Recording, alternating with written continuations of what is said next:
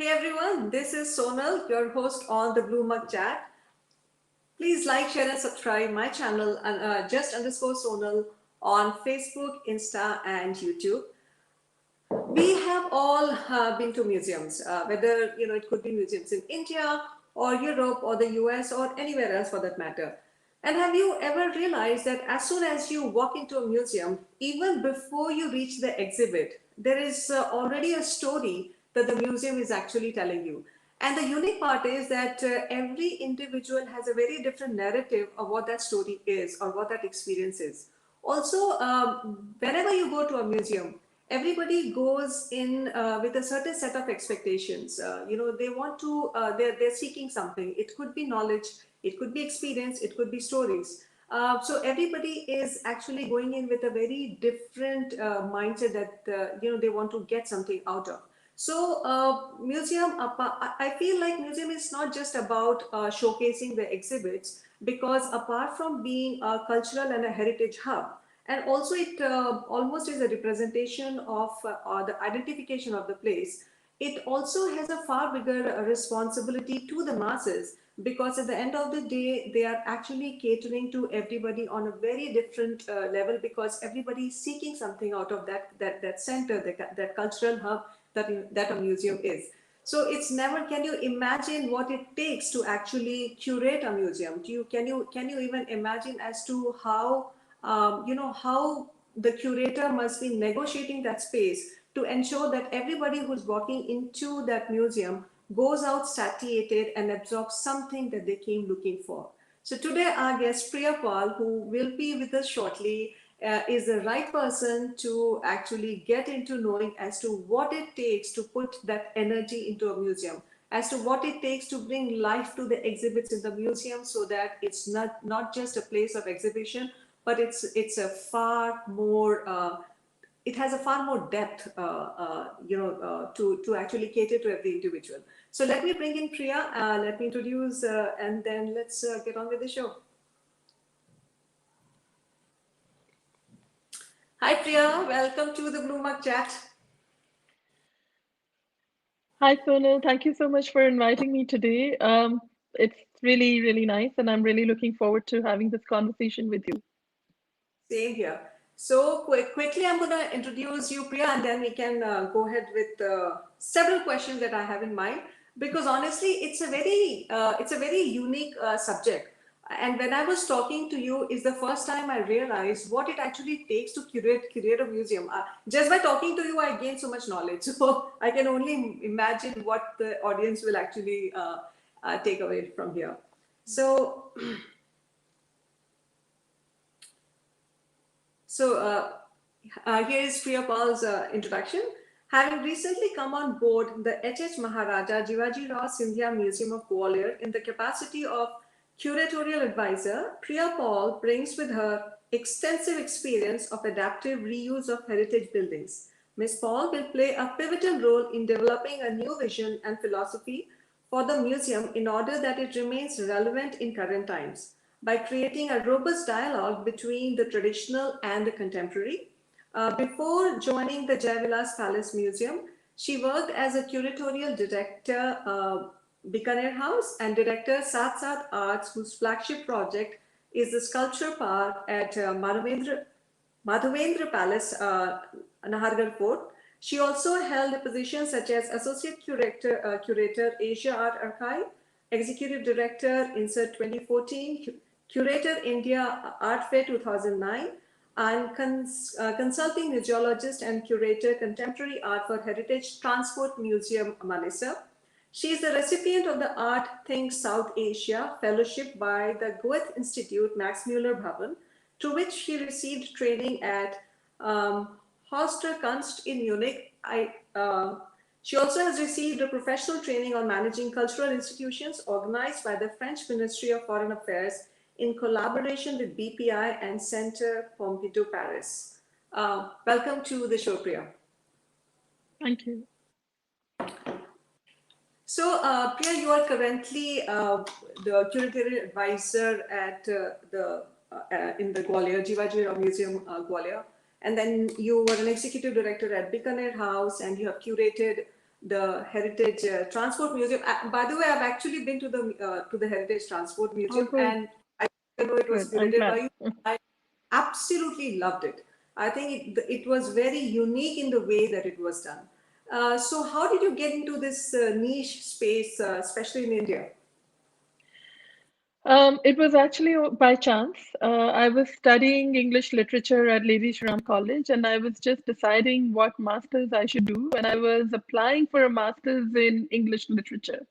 But I walked into the National Museum one day. Museums were always a passion, so I always used to visit museums wherever I was. And I walked into the National Museum in New Delhi, and they had just begun this course on museum studies, conservation, and history of art. So I decided to apply, and it was a new course, and there is still the institution is still there. It's a part of the National Museum. But that time they had just begun and they only had about 12 seats, and I gave the entrance exam. And that's how it all began. At a chance visit to the National Museum. Yeah, okay, okay. And now, there's a huge difference between how a museum is perceived in the Western world versus in India. I think it's more mainstream in the Western world. That's It's right. more like a cultural center, knowledge center, and it's almost treated as one. Whereas in India, I think it's still not as mature. So, does that pose any challenge to you? Actually, yes, a whole lot of challenges. One of the biggest ones is that, well, there are two. One of the biggest ones is that people don't realize that you need technically qualified people in museum studies to run museums. It's always thought that anyone can run museums or cultural spaces, which is how it's done over here. Somebody with a basic art history background, or even an art history background person will become a curator in a museum, but also to think that they can also run the museum without realizing that museum studies is actually a degree in museum management. It has very little to do with history of art. It has more to do with bringing the entire museum together. How should that experience be for the people who visit the museum? What should they see first? What should they see next? How do you impart information? How do you impart knowledge without it being feeling it feeling very didactic, still being very entertaining. So it's an informal way of learning things. Museum management is very specialized, and that's something which is not realized in India till now. The other is that we have a lot of living traditions and we have a living heritage. Even the Ajanta caves, for example, may be seen as a museum. That's actually what they are. They are on-site museums. They're not museums which are held within a building where objects are put on display. So India has a lot of that. And once we realize what a museum is, what different kind of museums there are, then we'll be able to manage them better. But unfortunately, we're not there yet. Yeah. And speaking about the challenges, it's also not easy when it comes to satiating every expectation. Because I feel, and everybody walks into a museum looking for something very different, something very unique. And, so how do you negotiate that space to ensure that everybody gets what they're seeking? So museums are like points of departure. They will not give you all the knowledge, but they are actually spaces where you can begin. They'll invoke curiosity in you, so you can use those as a point where you can then uh, explore further. For example, like for example, on the 13th of Feb, which is day after tomorrow, is World Radio Day. And at the Jai Vilas Palace Museum, we found some old radios dating about 70, 80 years. Now we're going to put Right. them on display and say this is what the radios looked like at that time. And today, what you hear on FM sitting in the car or anywhere, even on your iPhone, you can hear the radio. But at that time, this is what the radios were. Now, that's just a point of departure for someone to come and say, oh, I never knew that radios looked like this earlier, right? Will probably go home and, research a little more, find out something else that interested them, maybe come back to the museum. Museums will always provide you with further information if you require. So if you require, if you come back to us and say, well, actually, I want to know more, then we'll have enough information to share with you. We'll tell you it was made in Great Britain, it was made by Philips, it was made by Crown, so on and so forth. Um, this was the machinery, this is the science behind it, what is it about radio waves? So museums cut across all disciplines, and that is why they may not always satisfy the curiosity of every visitor, but they can point you in the right direction. And they can Yeah, also share the basic information for you to build on. that's right. So, okay, what like you're right now you're working with the Gwalior Jivajira Museum.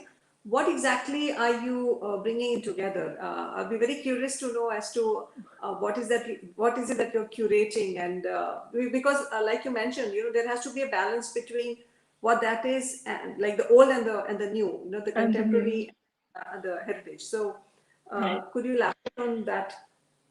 So with Jai Vilas Palace Museum, it is one of the most fascinating museums that I have ever worked in. It's the building itself is an architectural feat. It was built in 1875, and it was built by a French architect, but it's based on Italian architecture. Okay. And you don't see a building like that in India. Just the building by itself is an exhibit. Um, Also, the collection that's been put together in the museum, the museum is designed as living spaces of the royals. However, what we're doing now is we're re-looking at that and trying to change it a little bit and talking about, say, for example, design and industry. In the museum, we have a French reception area, we have a Victorian reception area, we have Chippendale furniture, we have Jacobean furniture, we have crystal furniture. So, which the Scindia royal family collected over the years. And what we're trying to do is we're trying to show it also as a design museum and how design evolved over the 20th century, and how this museum actually holds an example of how the evolution of design took place through the various furniture pieces which are on display. Okay. Not just furniture, I would say even decorative arts, textiles, tapestry, and so on and so forth. At the same time, this museum has the largest chandeliers in the world. They're the largest crystal chandeliers, not just in India, but in the world. But we're not Oh, wow. aware of it. Yes. So we're also highlighting certain things like that to showcase how India in the 19th century and the royal families were patronizing the arts from all across the world, not just India, but these chandeliers come from a British company called Osler. Then there are similarly with the French pieces, which were bought in France and then moved to India. So this is a very good example of how the royal families in India were patronizing the arts from all across the world. Yeah. And I think, especially with the royalty, when something becomes a part of the exhibition or when it becomes a part of the museum, there is more acceptance within the masses because, even today, there is like a veil between people and royalty. So when the Right. exhibition, when the things or the exhibits are showcased, there is more acceptance amongst the people because it satisfies their curiosity also on certain levels. I feel this could Right. actually also be leveraged to build something strong in terms of our heritage and culture, which we are losing. I don't see that happening, but maybe you will be able to tell us a bit more on that. Well, I agree with you. It certainly makes the royalty more accessible, and it helps build a direct connect.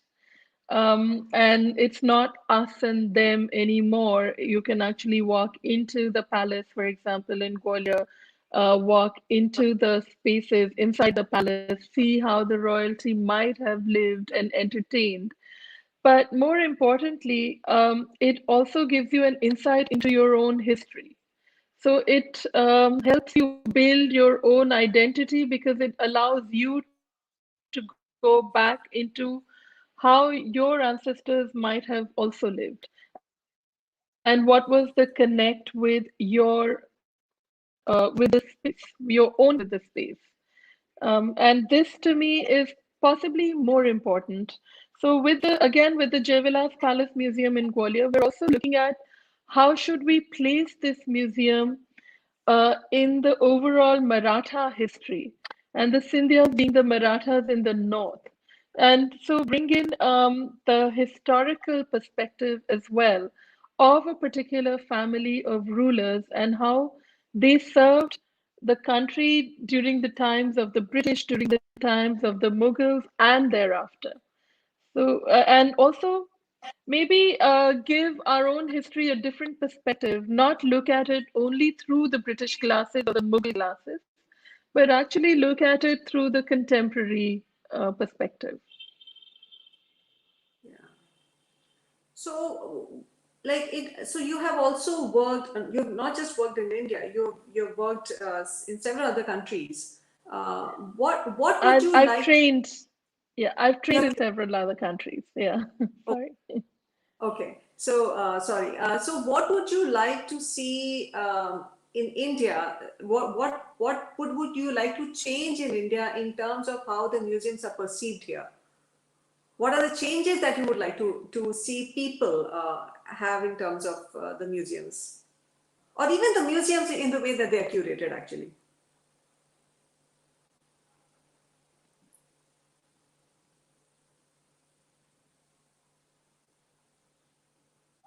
can you hear me, Priya?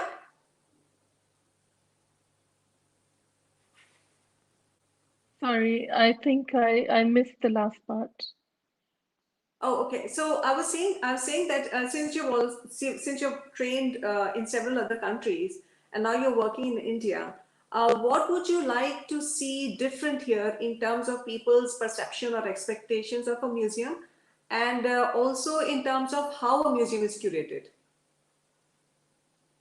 Okay, so you see, the museums in India started mostly by the British, or even when they were started later, they were following the same model that one saw in Europe. I think Yeah. it's very important because museums are actually repositories of stories, and stories talk about your own culture. And every culture is different from every other culture. So if museums are representing a culture of a particular place, you can't have the same model that is followed in another country or in another place. It's important that we develop our own USP that serves our country and our culture in a better way than following a model which was developed by the British. Now, the British had so many Commonwealth countries. They would bring in things from this country or that country and house it in England for their own people to see. It was Right. museums began as cabinets of curiosities. So it was like, oh, we traveled to India and in India we found this. Now we're displaying it for the local people to see. That model is not relevant today, and it is certainly not relevant for us. So, what I would like to see, ideally speaking for me, would be to um, take the various on site museums, as I call them, for example, Hampi or Ajanta Caves or Mahabalipuram, and showcase them to the world as on-site museums. And we have a lot of those across the country. Even the forts that we have are actually museums by themselves. So, and we have different government bodies that look after them. We have the Ministry of Tourism, the Department of Culture, we have Archaeological Survey of India, etc. and each one has their own way of working. It would be nice if there was a combined vision, and then all of these places were developed and promoted under that combined vision and not separately, because then you have the central government, then you have the state government, then you have the local authorities, and everybody has, they're all working in different directions. And as a result, the regular, the public at large is losing out because they're not able to experience the spaces as they should. What is the reason behind that? You said one, that there's no synchronicity between the central and the state and the local authorities, right? Uh, No synchronous between the various agencies who are involved. Agencies. Okay, okay. Is it also in terms of regulation? Is it any harder here? Why don't we see as many museums, in spite of being the cultural hub in the world? And I have also traveled. I've been to Europe. I've been to the US. I think we are much richer as a culture, but I don't see Right. that many museums. And we have so much. Like we have Yeah. talk of any aspect of life, and we can actually have something to talk about, something to showcase, Absolutely. something to display to the world, right? But we Sure. don't see that happening in India, and I sometimes wonder why. Um, there are issues such as accessibility, for example. If you want to go to the National Gallery of Modern Art, or if you want to go to the National Museum, what happens when you go there? You come across this really building which is actually quite imposing. And when you want to enter that building, somebody will ask you, sign here. They'll scan your car. They'll not let your car go in. There's no parking. Then you'll get out. Then you'll walk inside. You'll walk through these metal detectors and so on and so forth. And then you'll go to the museum, and then you don't know how to behave, right? Because nobody's ever taken, I mean, you may have gone to the museum once when you were in school. And so you don't look at it as a place of leisure and entertainment and informal education. You look at it as a place of, well, I don't know what I'm supposed to do here, so I'll just, I went here once with school. So it's a thing that you do with schools. It's not a thing that you do with families. Because museums mostly in India are national museums, so they come under all of these various, national policies, which actually have this effect of not, on actually reducing the accessibility. Otherwise, so they're not allowed to advertise. If you have a very large Amrita Shergill exhibition, if you have an exhibition at the Tate in London, they will start advertising for that exhibition at least 6 months ahead of time. By the time the exhibition comes, they have pre-bookings. And I've been to on holidays and I've been to the Tate and not been able to see an exhibition because it's booked for the 1 week that I was there. And that's all through publicity and advertising, making sure that you have enough footfall. Here, Okay, because most of the museums are also subsidized by the government, they get a grant. So they are not banking on just footfall. And because they're not banking on footfall, they're not looking to do any publicity. and And there are publicity. times when there's like major exhibitions that happen, people don't even know about it. So again, that affects the accessibility. You don't know what's happening inside that building. Why would you That's walk in, right? Yeah, absolutely. Yeah. I'm equally guilty. I've been to museums in Gurgaon, which is your transport museum. Again, what did it take to actually build a transport museum? It is fantastic. I went because, It was, group of friends went, and they said it was just, and it was very different. For the first time, I felt that India has come a long way in curating their museums when I actually went to the transport museum. So, what did it take for yeah, you? it was great fun. It was, we were a team of 3 people. Mr. Tarun Thakral, who's the managing trustee. The museum is run by a trust. Okay.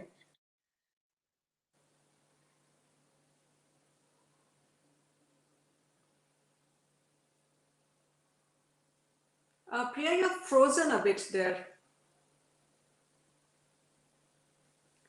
Okay, I'm going to read some of the comments here till the time.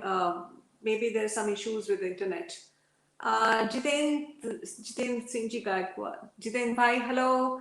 The content is power packed. Thank you. First time I see that the guest is having coffee, albeit in a white mug, as done by the host with the blue mug. Even I had not thought of it during my 3 episodes with Sonal Thakur. So thoughtful.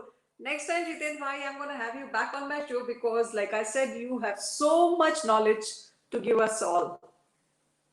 I think there's some glitch on the internet. She will be back with us shortly. In the meantime, if you have any questions, please post them on the comment section. I will get to them. Uh, I'm going to read this again. Priya Pall, the size of the Gwalior Museum is simply huge. Sonal Thakur, I have had the privilege of interacting, working closely with 9 royal museums. Baroda, Mysore, Udaipur, Jodhpur, Bikaner, Jaisalmer, Jaipur, Travancore, Rajkot. Each one is unique. I wish good luck to Madam Paul to take the Gwalior Museum to the next orbit. Gaurav, oh, thank you, Jiten Bhai. Okay, Priya is back with us. I'm sorry, I really don't know what the issue is with the No, that's Wi-Fi. okay. Sometimes, in the live chat, it happens. The internet, Wi-Fi. I'm amazed at the internet in India still. that, Right. uh, so, Anyway, so we yeah, were talking about the Transport Museum. Yeah. yes, So yes. it was Mr. Vikas Harish who he lives in Paris. He studied museum studies with me, and he worked on several museums in France. So it was literally just the three of us and the architect. And we sat with the architect and we designed this museum. Mr. Takral has a collection of vintage cars, and he wanted to take that forward. And he said, I wanted, not just have cars, but actually have a transport museum.